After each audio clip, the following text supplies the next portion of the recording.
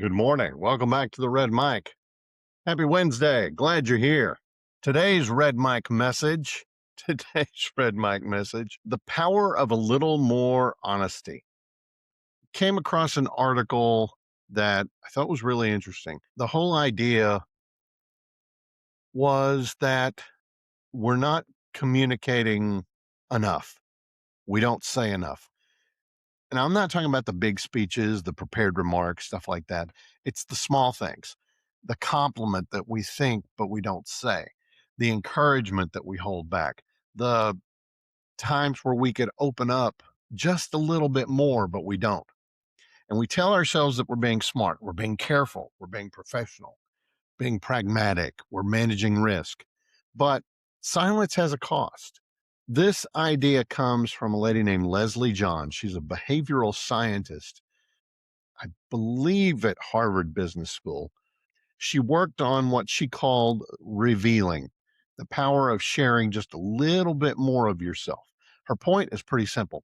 When you share something real, you take a small social risk. That risk builds trust because when you show somebody that you trust them, they're far more likely to trust you in return. And that's been demonstrated repeatedly in research on relationships, workplace dynamics, all of that. Now, most people never get there. We stop too early. Now, think about how this shows up. At work, you see somebody do something well, but you don't say it. Now, in life, you appreciate someone, but you assume they already know. In leadership, you've learned something valuable, but you keep it to yourself. Not because you don't care, but because you're weighing the moment and you're deciding not to say it. We tend to focus on what could go wrong, and that's the problem. This might be awkward. This might not land right. And we stop. We don't consider what could go right. This might mean something to them. This could build trust. This could make a difference. Now, that imbalance shapes how we show up. Now, this is not a call to say everything to everyone. You gotta, you still have to have a line, but you gotta understand that that line matters.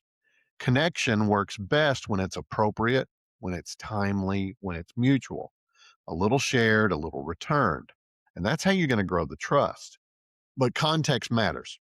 I've got a former colleague who I think he was trying to do the right thing. He asked a female member of our senior staff, how do I give a friendly, non work compliment that won't be misunderstood?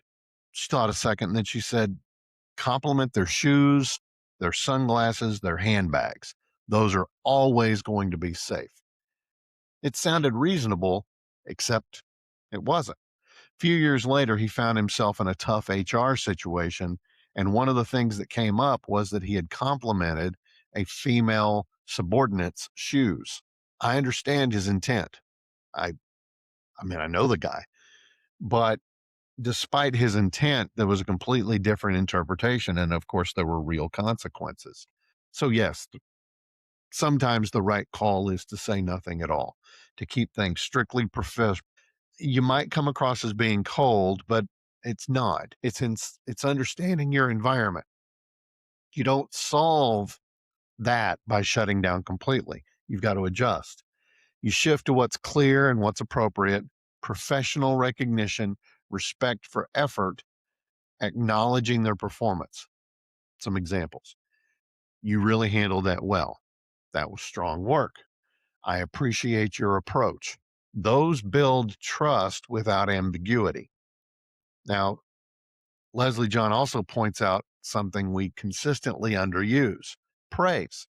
We think it, we just don't say it. And that's one of the easiest ways to build connection, especially in a professional setting. Most people think the danger is saying too much. In reality, the bigger risk is saying too little, but the context matters. So you don't ignore it, you navigate it. Say what builds clarity. Say what shows respect. Say what strengthens the relationship, because trust is not built on perfect words. It's built on consistent, thoughtful communication. Silence feels safe, but it's going to limit your connection. Trust grows when you take small appropriate risks in communication. Most people underestimate the power of simple encouragement because context matters. Intent and impact are not always the same. So, when in doubt, keep your communication clear, professional, and respectful. Awareness is not hesitation, it's leadership.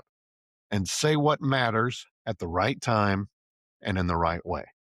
That's today's Red Mike message. I hope you found it interesting or helpful. I hope you're able to use some of these things in place in your own life. And I'm having a tough time this morning. I'm just stumbling over myself. I appreciate you all very much for being here. I know you've got other choices for content. I try to make these Red Mike messages short enough that you can listen to them, you know, while you're working out, on your way to work, in between meetings, stuff like that.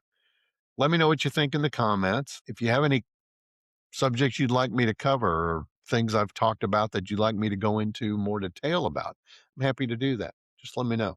I love you guys. Thanks again for being here. Don't forget, as always, life is short. Drink the bourbon. I'll see you tomorrow.